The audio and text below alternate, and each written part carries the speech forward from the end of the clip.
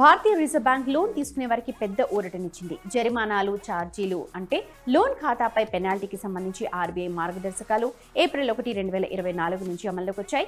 కొత్త మార్గదర్శకాలు లోన్ తీసుకుంటున్న వారికి ఉపశమనాన్ని కలిగిస్తున్నాయి. వ్యక్తిగత రుణాలు, గృహ రుణాలు, వాహన రుణాలు లేదా ఏదైనా ఇతర రుణం కానీ కొన్ని కారణాల వల్ల మీరు ఈఎంఐని సకాలంలో చెల్లించలేకపోతే ఇప్పుడు బ్యాంక్ వాటిపై జరిమానా వడ్డీ వసూలు చేయదు. రిజర్వ్ బ్యాంక్ ఈ మార్గదర్శకాన్ని ఎందుకు జారీ చేయాల్సి వచ్చిందో, లోన్ తీసుకునే వారు దాని నుంచి ఎలా ప్రయోజనం పొందుతారో చూద్దాం. ఆర్బీఐ బ్యాంకులు, ఫైనాన్స్ కంపెనీలను జరిమానా వడ్డీని వసూలు చేయకుండా నిరోధించింది. రుణ వాయిదాలను తిరిగి చెల్లించడంలో జాప్యం చేసినందుకు కస్టమర్ల నుంచి తరచుగా వసూలు చేస్తారు. ఇది కాకుండా బ్యాంకులు వడ్డీ రేట్లో ఏ అదనపు భాగాన్ని చేర్చలేవు. అంటే ఈఎంఐ తప్పినా బ్యాంకులు వడ్డీ రేట్ని పెంచలేవు. ఏదేమైనప్పటికీ వాయిదా చెల్లింపులో జాప్యం జరిగితే జరిమానా ఛార్జీలు విధించడం అనుమతించబడుతుంది. ఒక మాటలో చెప్పాలంటే ఆలస్య ఛార్జెస్ అనుమతించబడతాయి. కానీ పెనాల్టీ ఛార్జ్ క్యాపిటలైజేషన్ అంటే లోన్ ప్రధాన మొత్తానికి పెనాల్టీ ఛార్జీని జోడించడం ద్వారా అనుమతించరు. జరిమానా ఛార్జీపై వడ్డీ విధించరు. నిజానికి జరిమానా లేదా జరిమానా వడ్డీ విధించడం వెనుక ఉద్దేశం లోన్ విషయంలో ప్రజలకు క్రమశిక్షణను నేర్పడం, ఆదాయాన్ని పెంచుకోవడానికి దాన్ని ఉపయోగించడం కాదు.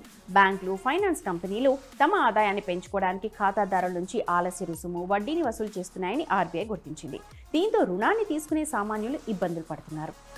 లోన్ డిఫాల్ట్ లేదా రుణ నిబంధనలను పాటించినందుకు బ్యాంకులు తరచుగా రుణగ్రహీతపై జరిమానాలు విధిస్తాయి. ఈ పెనాల్టీ వడ్డీ రూపంలో తీసుకుంటారు. జరిమానా ఛార్జ్ అనేది స్థిర రుసుము, వడ్డీ భిన్నంగా ఉంటుంది. అయితే పెనాల్టీ వడ్డీ అనేది కస్టమర్ ప్రస్తుత వడ్డీ రేటుకు జోడించిన అదనపు రేటు. సెంట్రల్ బ్యాంక్ జరిమానా వడ్డీని వసూలు చేయకుండా బ్యాంకులను నిలిపివేసింది.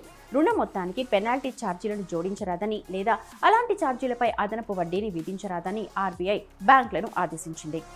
ఈఎంఐ తిరిగి చెల్లించడంలో ఆలస్యమైనప్పుడు బ్యాంక్ బోర్డు ఆమోదించిన విధానం ప్రకారం బ్యాంకులు డిఫాల్ట్ చేసిన మొత్తానికి ఛార్జీలు విధిస్తాయి. ఛార్జీల పట్ల సమాన వైఖరిని అవలంబించాలని రిజర్వ్ బ్యాంక్ బ్యాంకులను కోరింది. అలాగే జరిమానా ఛార్జ్ సహేతుకంగా ఉండాలి. ఆర్బీఐ సర్క్యులర్లో జరిమానా ఛార్జీకి గరిష్ట పరిమితి నిర్ణయించలేదు. అయితే బ్యాంకులు, ఫైనాన్స్ కంపెనీలు పెనాల్టీ ఛార్జ్ ఉద్దేశం రుణాలకు సంబంధించి క్రమశిక్షణను ఏర్పరచడమేనని, ఆదాయాలను పెంచుకోవడానికి ఉపయోగించకూడదని గుర్తుంచుకోవాలని కోరింది. జరిమానా ఛార్జీలకు సంబంధించి కొత్త మార్గదర్శకాలు ఏప్రిల్ 1 నుంచి అమల్లోకి వచ్చాయి. ఈ మార్గదర్శకాలు కొత్త రుణాలతో పాటు పాత రుణాలకు కూడా వర్తిస్తాయి. ఈ నిబంధనలు ఆర్బీఐ పరిధిలోని నియంత్రిత సంస్థలకు వర్తిస్తాయి. ఇందులో అన్ని వాణిజ్య బ్యాంకులు, చిన్న ఫైనాన్స్ బ్యాంకులు, గ్రామీణ బ్యాంకులు, సహకార బ్యాంకులు, అలాగే నాన్ బ్యాంకింగ్ ఫైనాన్స్ కంపెనీలు మరియు హౌసింగ్ ఫైనాన్స్ కంపెనీలు చేర్చారు. అయితే రూపాయి విదేశీ కరెన్సీ ఎగుమతి, క్రెడిట్, విదేశీ కరెన్సీ రుణాలకు ఈ మార్గదర్శకాలు వర్తించవు. ఏప్రిల్ 1 నుండి అమలు చేస్తున్న నిబంధనల తర్వాత ఇప్పుడు బ్యాంక్ ఈఎంఐ ఆలస్యమైతే మీకు జరిమానా ఛార్జ్ వసూలు చేయొచ్చు. కానీ అటువంటి రుసుములపై వడ్డీని వసూలు చేయలేరు లేదా ఈ రుణ మొత్తానికి జోడించడం ద్వారా ఆ ఆలస్య రుసుముపై వడ్డీని వసూలు చేయలేరు. మీరు లోన్ ఈఎంఐని మిస్ అయితే మీరు ఆలస్య రుసుము చెల్లించాల్సి రావచ్చు. కానీ అది మీ క్రెడిట్ స్కోర్ని తగ్గిస్తుంది. మీ క్రెడిట్ స్కోర్ తక్కువగా ఉంటే మీరు కొత్త లోన్ లేదా క్రెడిట్ కార్డ్ని పొందలేరు, చాలా ఇబ్బంది పడతారు. కాబట్టి జరిమానా ఛార్జీలు, క్రెడిట్ స్కోర్ దెబ్బతినకుండా ఉండాలంటే సకాలంలో ఈఎంఐ చెల్లించడం మంచిది.